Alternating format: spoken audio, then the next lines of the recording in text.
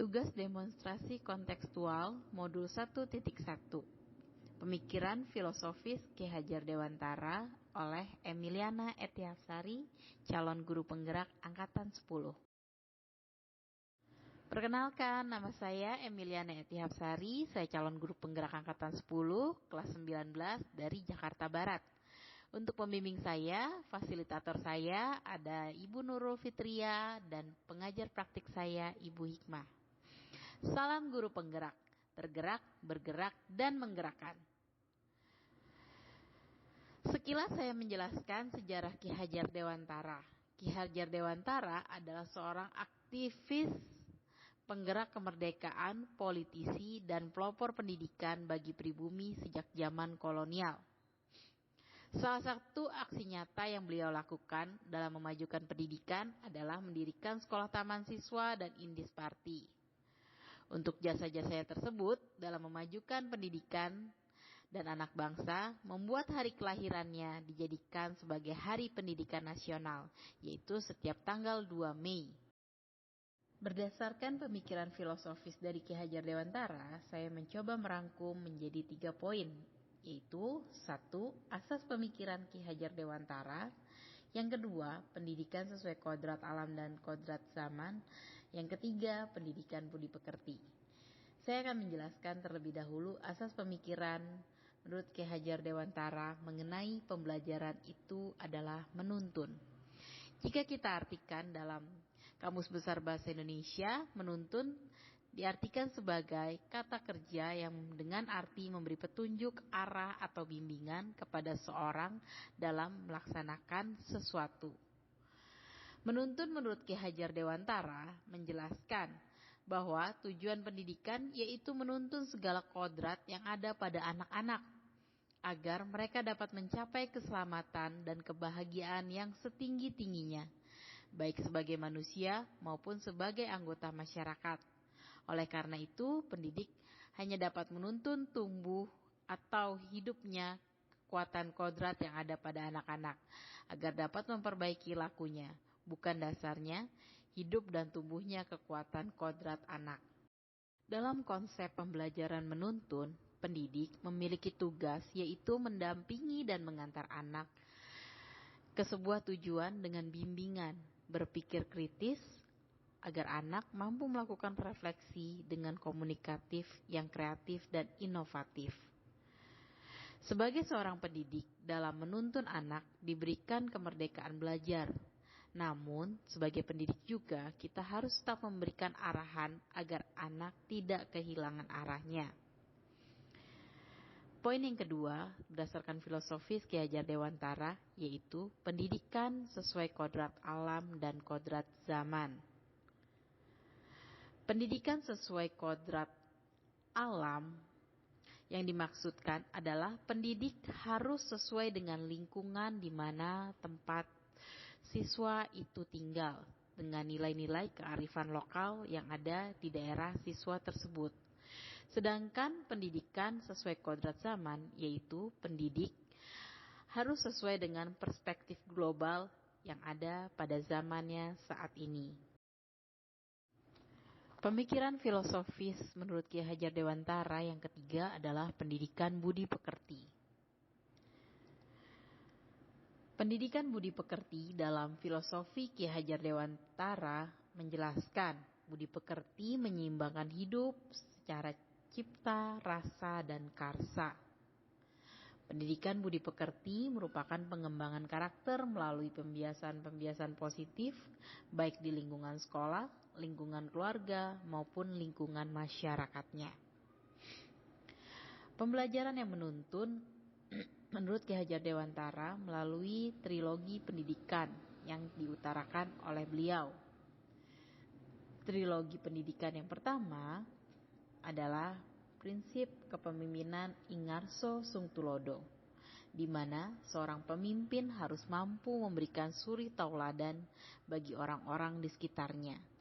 Dalam arti, seorang pemimpin harus menjadi contoh yang baik bagi orang-orang yang dipimpinnya. Seperti dalam kelas, Kita sebagai seorang pendidik atau guru harus mampu memimpin dan menjadi contoh yang baik bagi anak-anak didik kita. Trilogi yang kedua yaitu Ingmadio Mangunkarso, yang diartikan sebagai seorang pemimpin harus mampu menumbuhkan semangat swakarsa bagi para anggotanya yang dipimpinnya. Untuk menumbuhkan rasa semangat dibutuhkan sosok pemimpin yang memiliki rasa peduli dan perhatian kepada anggota yang dipimpinnya.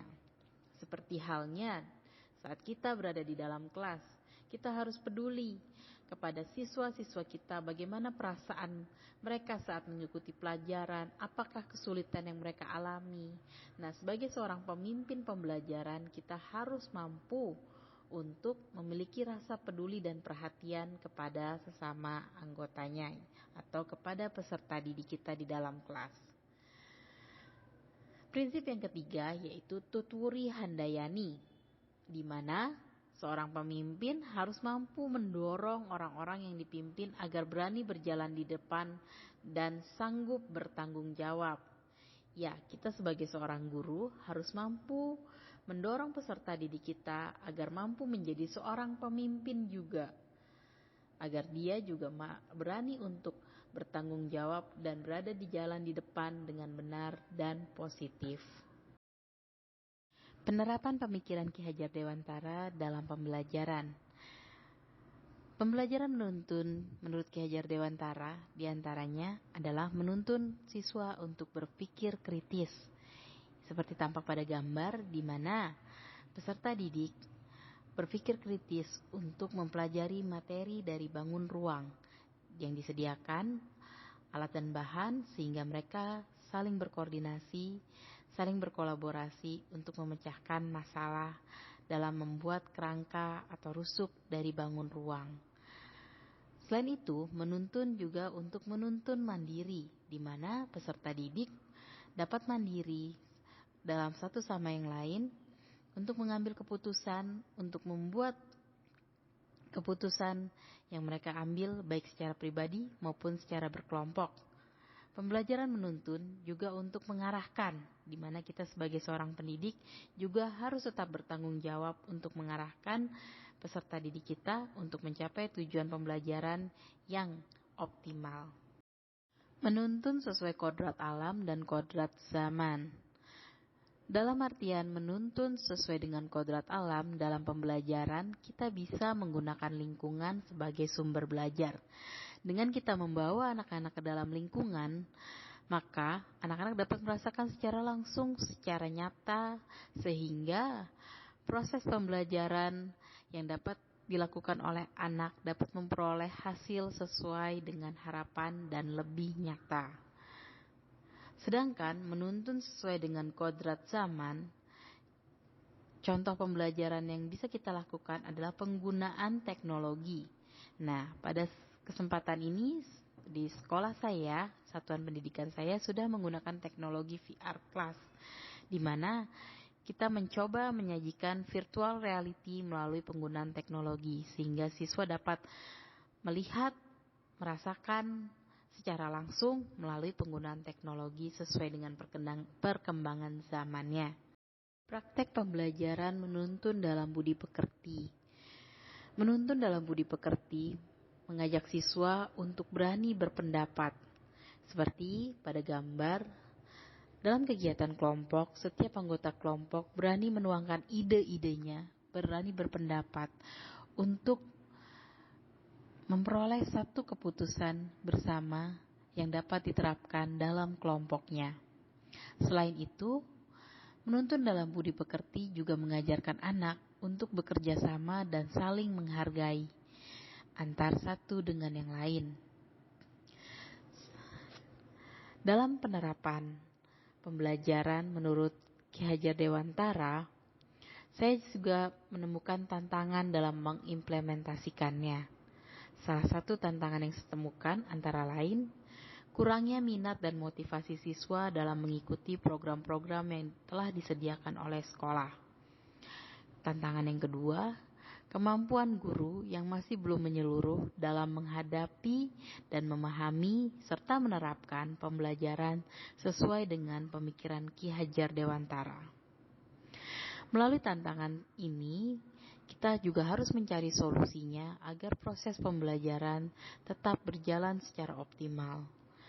Solusi dalam menghadapi tantangan tersebut salah satunya dapat dilakukan dengan yang pertama, penggunaan model atau metode pembelajaran yang bervariatif, kolaboratif, dan berpusat pada murid. Solusi yang kedua, pemberian pelatihan kepada guru untuk pengembangan potensi pedagogik dan keilmuannya, agar para guru atau pendidik dapat terupgrade ilmunya, mengikuti perkembangan zaman, dan lebih memerdekakan dalam mendidik dan mengajar di kelas. Solusi yang ketiga, guru wajib memberikan teladan yang baik kepada para murid dan menjaga nama baik sekolah.